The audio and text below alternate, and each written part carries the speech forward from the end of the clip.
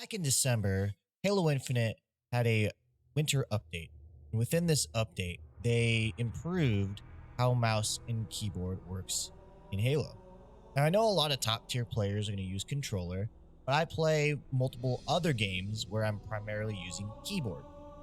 So I thought I'd show you my keyboard settings and setup, and maybe we can all figure out what's the best setting or just compare. I use a Logitech G502 Hero. I love that mouse. It has the buttons enough buttons I need for all the shooters I play. And I also use a Razer Huntsman Mini. It's a 60%.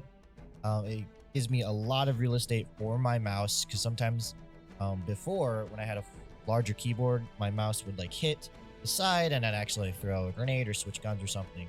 So that was kind of a pain. I love these products and really happy with the setup I have. Now, my mouse has a setting on it. It's running at 600 DPI. And in game, I'll show you the settings and everything.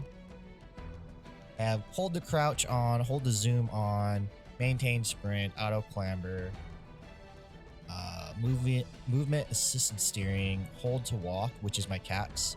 That's something new that they added on keyboard and mouse. You can now hold your caps button and it will make you walk. You can obviously remap this if you want. Player walk throttle scale. I didn't adjust this, I just kept the default, which is 0.4. Now mouse sensitivity, I did raise this a bit, which I may be regretting. I might bring it back down to 2.7, but I did raise it to 3.0. It's a little bit above. I'm kind of what you call like a wrist flicker. So instead of sweeping my arm across my mouse to kind of aim and everything, I will just place my arm on my mouse pad and just move my hand. And that is just how I play. So I went with a lower DPI setting so it wouldn't be as sensitive, right? But then in game, I always increase that sensitivity so I can get nice flicks and stuff like that. It's a nice balance for me. I don't know if there's a better setting. Keyboard and mouse players, tell me what you think. How do you set up your DPI versus your in-game sensitivity? I did bring down the sensitivity scale for vertical and horizontal down to 0.9. Didn't mess with the zoom level, zoom sensitivity. Turned off mouse acceleration. And then for my key bindings, I have the normal WASD.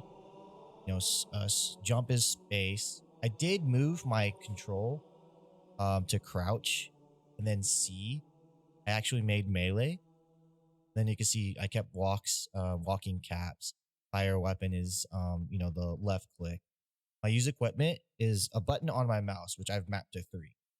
And that's actually really come in handy. It's really a nice spot for it, for me at least. Now, my push to talk and push to mute is actually the fire button, if you know what that is on the G502. My throw is E and my interact is F. I switch those around. It's matching other games that I play.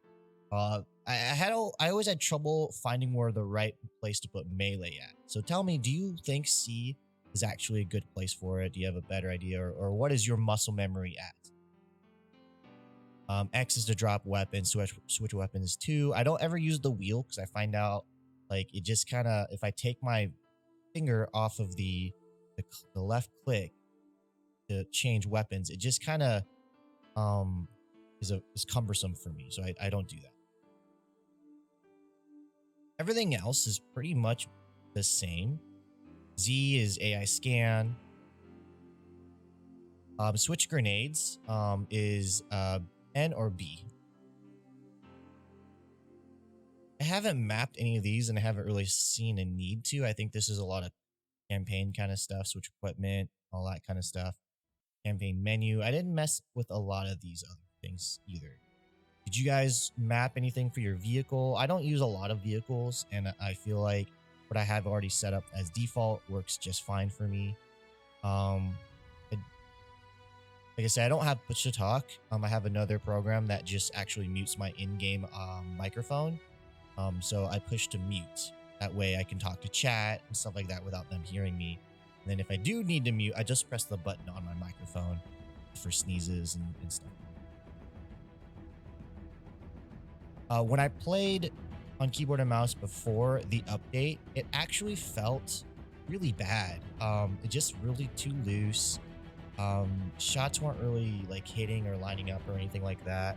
And apparently what they did was they added a little bit more aim assist on keyboard and mouse, which is kind of funny to hear, but it sort of brought things in line with the controller side. Now I do feel playing with controller on Halo, it's probably the most optimal way if you're looking for going up against, you know, high skilled players. There's just things that you can do that's nice and neat. I mean, this game has always been made for control. All the movements and stuff like that you can do, it's just a lot easier. I find myself sometimes button mashing if I'm not warmed up, or if maybe I'm kind of getting a little bit tired or whatever. You know, I find myself button mashing or missing clicks or something like that. So the controller is always going to be master. It's always going to be king in Halo, in the Halo universe. But it's really nice for someone like me who plays multiple games to, you know, use the keyboard and mouse and still be competitive. I was at a platinum 3. I did get dropped down to platinum 2, which is nice. I was all the way to platinum 1, and then I did this video to get some B footage, and I got up to platinum 2. Yeah, I've been really loving Halo, loving the stuff they added. I like their idea for season passes, or for battle passes, so you can actually just, you know, focus on one at a time. You don't have to worry about fear of missing out or anything like that. And like the fact that multiplayer is free, allows a lot of people to just kind of try it out, and it feels home when you do, you know, first get in. It's like, oh wow, this feels actually pretty good. Now this does allow for a lot of cheaters. They did improve their reporting system, so you can report in game now, which is super awesome, super awesome. And they did add, with the drop of Forge, they added a customs browser. So now you can browse various games and stuff. So the winter update, you know, the two updates they dropped in December were really, really awesome for the quality of life of this game. And I'm looking for what they're dropping come season 3. Maybe they'll surprise us. I know a lot of people aren't really like expecting anything major. They're probably gonna expect, you know, the custom browser to get a little bit better, maybe some bug fixes, maybe a couple new maps or whatever. But what's really nice about the map situation is if any of these Forge created maps, you know, meet the quality that 343 is looking for, they will refine those and add them to regular map rotation in like ranked, or maybe even quick player, or whatever. Like, that is super cool to see. Not only that, if you're looking for just really fun random games to play, as this custom browser gets out of beta and starts becoming more refined and it's easier to find games and stuff like that, once you're done bored with maybe some ranked mode, you want to just relax, you can go do some racing games or crazy random matches like Peach's Castle. You know, you can do all that sort of stuff, and it's just really, really neat. So if you have any questions, feel free. I stream this game a lot.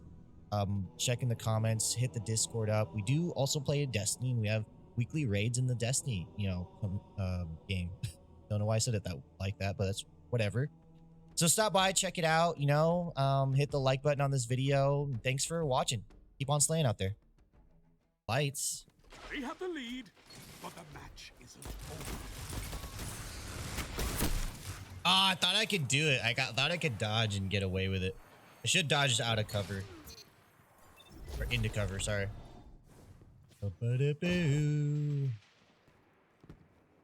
This is survival, right? You can try to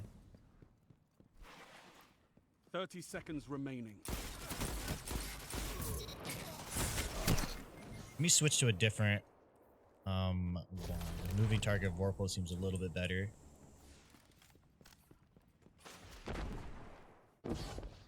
Trying to get my sniping, you know, down. The more I do it, the better I get, you know. I think I just gotta do snap, just a snipe, not hard scoping in, just nice quick snap. Particularly not on my own teammate.